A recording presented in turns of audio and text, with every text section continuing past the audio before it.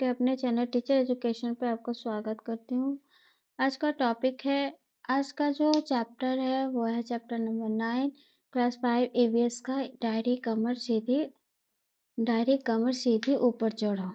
पहाड़ पर चढ़ने का camp, Nehru institute of mountaineering, Uttarkashi. पहाड़ पर चढ़ना सीखने के लिए हम सब इकट्ठे हुए थे, बड़ी उमंगों के साथ। कैंप में केंद्रीय विद्यालय से आए करीब 20 टीचर थे, जिसमें से मैं भी थी। बाकी महिलाएं बैंक और दूसरी संस्थाओं से थे। आज कैंप का दूसरा दिन था। जैसे ही बिस्तर से नीचे पैर रखे तो दर्द से मेरी चीख निकल गई। एक ही दिन में पहाड़ी संकरे उबड़ खाबड़ रास्तों पर भी 26 किलोमीटर चलना, वह किसी भी कमर पर सामान से भरा पिट्ठू बैग लेकर। बाप रे, कल का वह दिन! मैंने आंखों में आंसू लिए धीरे धीरे चलकर एडवेंचर कोर्स के डायरेक्टर ब्रिगेडियर ज्ञान सिंह के कमरे में जा पहुंची। मैंने मन ही मन सोच रही थी कि मुझे उनसे क्या क्या कहना है, जिससे ट्रैकिंग पर न जाना पड़े। तभी पीछे से उनकी भारी आवाज सुनाई पड़ी, मैडम, नाश्ते के समय आप यहाँ क्या कर रही हैं? हरी अप वरना भूखे ही ट्रैकिंग पर जाना होगा।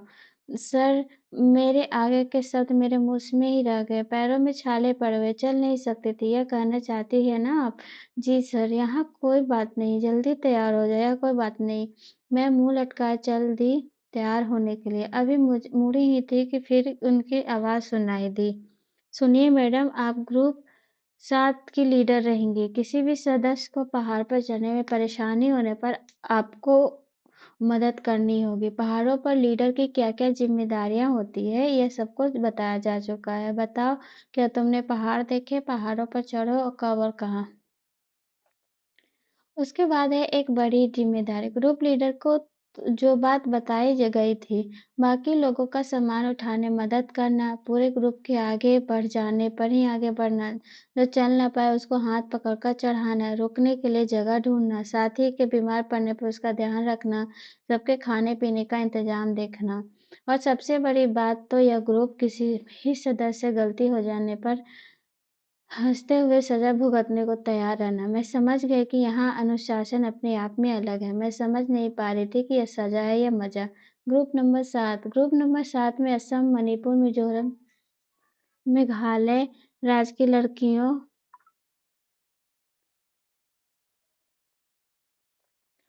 अ, अ, नागालैंड की लड़कियों में मैं अकेली ही केंद्रीय विद्यालय की टीचर थी। इन सभी से मिलना मुझे अच्छा लगा। किसी भी लड़की को ठीक से हिंदी बोलने नहीं आती थी। मुझे आज भी दुख है कि मैं मिजोरम की खोन खोंदोमनी से एक बार भी बात नहीं कर पाए। उसे केवल मिजो भाषा ही आती थी, लेकिन फिर भी हमारे दिल एक दूसरे से जुड़े रहे। जब नदी पार, रोज की तरह सभी के नाश्ते में सुबह विटामिन सी, आयरन की गोलियों के साथ गरम गरम चॉकलेट वाला दूध मिला।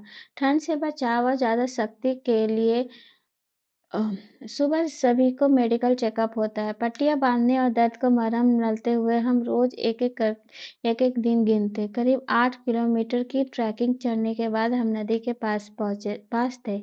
नदी के एक किनारे से दूसरे किनारे तक एक मोटा मजबूत रस्सा बंधा था। इस दोनों किनारों पर बड़े बड़े पिट ऑन खुट्टे से मजबूती से बांधा था। मन में अजीब सी बेचैनी थी। पता नहीं क्यों मुझे बार बार लग रहा था कि कहीं रस्सा खुल न जाए या हुक उखड़ न जाए।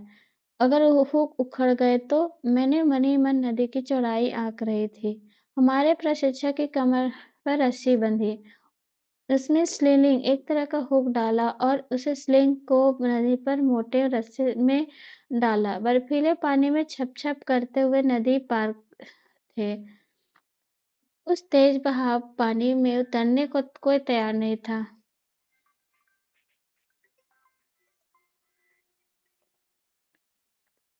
सभी एक दूसरे को पहले जाने को कह रहे थे। मैं भी लाइन में सबसे पीछे सबकी नजर से बचते हुए जा खड़ी हुई। सभी प्रशिक्षक हुक और रस्सी को लेकर मेरे पास आ गए। मैं आई हुई मुसीबत को समझ गई। बचाव का कोई रास्ता नहीं था। मैं नदी में उतरने को तैयार तो हो गई, पर साहस नहीं जुटा पा रही थी। सर मेरे मन की हालत को समझ रहे थे। वे जोर से बोले, 3 cheers for 3 cheers for Sangeeta madam. इनको साथ ही किसी हल्के से मुझे पानी में ढकेल दिया। लगा पैर शून्य हो गए। मैं कांपने लगी। किट-किट मेरे दांत बज रहे थे। मैं रस्सा पकड़कर पैर जमाते हुए चल रही थी। किनारे पर तो पानी कम था, पर धीरे-धीरे पानी मेरे गर्दन तक पहुंच गए। नदी के बीचों-बीच जमीन पर मेरे पैर टिक नहीं रहे थे, फिसल रहे थे। डर, घबराहट, ठंड के मारे मेरे हाथ से रस्सी छूट गया। मैं जोर-जोर से मदद के लिए चिल्लाने लगी। लगा अब तो बह जाऊंगी, पर नहीं, मैं तो हुक के सहारे रस्सी से बंधी हुई पानी में पड़ी थी। रस्सा पकड़ो सुनाई दी। फिर हिम्मत करके मेरे रस्सा पकड़ के आगे बढ़ा। धीरे-धीरे हिम्मत बटोरती आखिरकार मैं किनारे पर पहुंच गई। नदी से बाहर निकलते ही मुझे एक खास खुशी का एहसास हुआ। खुशी एक जोखिम भरा काम कर पाने की। अब किनारे खड़ी मैं बाकी लोगों को चिल्ला-चिल्ला कर रस्सा कसकर पकड़ने की सलाह दे रही थी। जोखिम से जूझने के बाद जो विश्वास और साहस मिलता है यह उसी का परिणाम था। उसके बाद है रॉक क्लाइंबिंग, चट्टानों पर चढ़ना। 10 फरवरी सन 1984। 15 किलोमीटर चढ़कर हमें टेकला गांव पहुंचना था। यह गांव लगभग 1600 मीटर की ऊंचाई पर था। खाने का डब्बा, पानी की बोतल, रस्सी, हुक, प्लास्टिक शीट, डायरी, तौलिया, साबुन, जैकेट, सीटी, ग्लूकोज सूट, कुछ खाने पीने के सामान पिट्ठू बैग में लिए हम टेकला में खड़े थे। सीढ़ीदार खेतों में मौसम अनुसार फल और सब्जियां उगी थी। सामने की एक बड़ी, बिल्कुल सपाट, लगभग 90 किलोमीटर ऊंची चट्टान के ऊपर कर्नल राम सिंह खूंटे गाड़कर रस्सी के साथ खड़े थे। हमें बताया गया था कि चट्टान पर पहले पैर और हाथ जमाने को मजबूत जगह बना ले। आज मेरा मन हटने को नहीं था। मैं लाइन में सबसे आगे खड़ी थी। तभी हमारे प्रशिक्षक ने कमर पर रस्सी बांधी, स्लिंग डाला और नीचे लटकता मोटा रस्सा पकड़कर चट्टान पर चढ़ना शुरू किया। मुझे लगा वो चट्टान पर दौड़ रहे थे। मैं स्लिंग डालकर चट्टान पर पैर दबाया, लेकिन पैर बढ़ाते ही मैं फिसली और उस रस्से से झूलने लगी। 90 डिग्री का कोण बनाते हुए चलो। आवाज आई, कमर सीधी रखो, आगे मत झुको। मैं एक बार फिर बढ़ी। चट्टान को जमीन मानकर उस पर सीधी चढ़ने लगी। अभी वापस उतरना बाकी था, जिसे पर्वतारोही की भाषा में रैपलिंग कहते हैं। एक बार फिर मैं बेझिझक हो निडरता से चट्टान से उतरने की खड़ी थी। एक मजेदार घटना। शाम हो चली। खोंदोमनी को भूख लगी। हमारे खाने का सामान भी खत्म हो गया। मेरे देखते देखते कटीली तार पार करके एक बगीचे में घुस गई। वहां से वह दो बड़े बड़े पहाड़ी खीरे तोड़ लाई। तभी पीछे से पहाड़ी महिला ने उसके बैग पकड़ लिया। अपनी भाषा में खोंदोमनी ने कुछ कह रही थी। उस पहाड़ी भाषा को हम समझ से बाहर था। खोन दोनवी बीच-बीच में मिज़ो भाषा को जवाब देती, जो हमें समझ न आता। मैं उन दोनों को हिंदी में कुछ समझाती, लेकिन किसी को भी कुछ समझ में नहीं आ रहा था। आखिरकार हाव-भाव से मैंने उस महिला को समझाया, गलती मानी। इतने देर में सारा ग्रुप बहुत आगे निकल चुका था। अंधेरा हो चुका था। मुझे लगा हम गलत रास्ते पर बढ़ रहे हैं। हम बहुत घबरा रहे थे। टॉर्च से भी कुछ नजर नहीं आ रहा था। हम घबराकर हाथ पकड़ लिए। ठंड से मेरे पसीने छूट रहे थे। मैंने जोर से आवाज लगाई, कहाँ हो तुम सब? पहाड़ी में आवाज गूंजने लगी। हमने जोर जोर से सीटियां बजानी शुरू की, टॉर्च से रोशनी की। तब शायद ग्रुप को पता चल चुका था। जवाबी सीटियां बजने लगी। हम उस संकेत को समझ गए। टॉर्च जलाए, हाथ पकड़े, पसीने से तरबतर हम वहीं अपनी जगह खड़े हो गए। खून दोनवी को लगा कि हमें कुछ न कुछ बोलते रहना चाहिए। इससे मिज़ो भाषा में जोर-जोर से कोई गीत गाना शुरू कर दी। थोड़ी देर बाद हम ग्रुप से मिल गया। तब जाकर हमारी जान में जान आई। करके देखो, एक खास मुलाकात। रात 15 फरवरी सन 1984। रात को खाने के बाद हमें एक खास मेहमान से मिलवाया गया। बछेंद्री पाल उन्हें माउंट एवरेस्ट पर चढ़ाई के लिए चुना गया था। ब्रिगेडियर घांसी से सवाल लेने आई थी।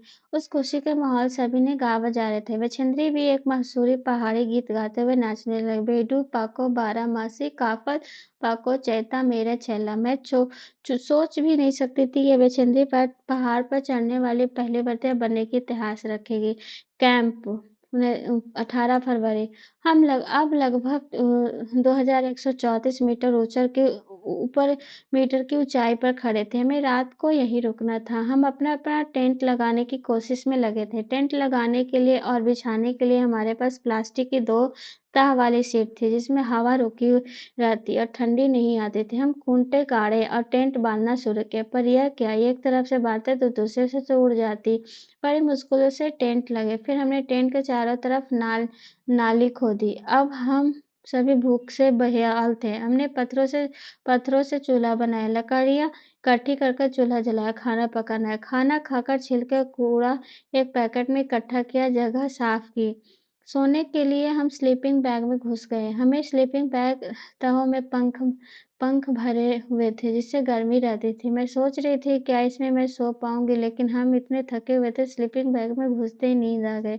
सुबह जागे तो बर्फ गिर रही थी, सफेद रुई रुई कतरों की तरह बर्फ। वाह, देखते ही मजा आ गया। पेड़ पौधे घास पहाड़ सब कुछ दिख रहे थे। आज हम बर्फ के ऊपर लगभग 2700 मीटर की ऊंचाई पर चढ़ना था। ऊपर चढ़ने के लिए हमें छड़ियाँ दी गई। हम छड़ी के सहारे पैर जमा जमा कर बढ़ रहे थे, बार बार फिसल रहे थे। दोपहर होते होते हम बर्फ से ढके पहाड़ों पर थे। वहां पर स्नोमैन बनाया, बर्फ का गोला से खेलने लगे। कैंप का आखिरी दिन। कैंप फायर की तैयारियां, आग जलाने की तैयारियां चल रही थी। सभी ग्रुप अपना अपना प्रोग्राम तैयार करके आए थे। खाने के बाद आगे चारों ओर नाच गाना चुटकुले हंसी मजाक। कब रात में 12 बज गए पता ही नहीं चला। तभी ब्रिगेडियर ज्ञान सिंह उठे। उन्होंने मुझे बुलाया। मैंने सोचा कि आज आखिरी दिन है तो गड़बड़ हो गई, पर उन्होंने बेस्ट परफॉर्मेंस अवार्ड के लिए मेरा नाम घोषणा की। तो मैं आवक उन्हें देखती रह गई। ब्रिगेडियर साहब का आशीर्वाद भरा हाथ मेरे सर पर और मेरी खुशी का आंसू टपक रहे थे।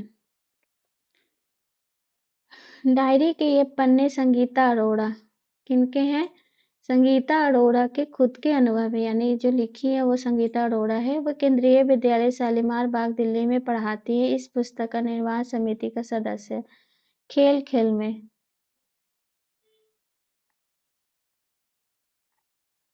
चलिए इसको भी देख लेते हैं। पहाड़ी इलाकों में रहने वाली 12 साल की एक पहाड़ी लड़की स्कूल में पिकनिक के लिए गई। वहां अपनी सहेलियों के साथ वहां खेल ही खेल में लगभग 4000 ऊपर ऊंची पहाड़ी की चोटी पर चढ़ गई। वह चढ़ तो गई, लेकिन अंधेरा हो जाने के कारण वापस उतर नहीं पाए। वहां था केवल धूप, अंधेरा, ठंड और डर। पास में कुछ नहीं, बितानी थी पूरी रात। हाँ, यह गढ़वाल की नागपुरी गांव में रहने वाली बछेंद्र पाल के बचपन की एक घटना है। किसकी घटना थी? बछेंद्र पाल। बड़े होकर नेहरू इंस्टीट्यूट ऑफ माउंटेनियरिंग से उन्होंने पहाड़ पर चढ़ने की ट्रेनिंग ली और उन्हें गाइड करने के लिए थ्री ब्रिगेडियर ज्ञान सिंह वे महिलाओं को पहाड़ों पर चढ़ने की ट्रेनिंग देने लगे। 1984 में विचेंद्री को माउंट एवरेस्ट पर चढ़ने के लिए चुना गया। एक धमाका, 18 लोगों की उस रेस में 7 महिलाएं। चढ़ाई के दौरान 15 मई की रात में टीम जब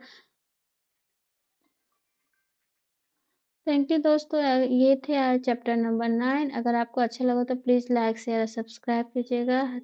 thank you and have a nice day.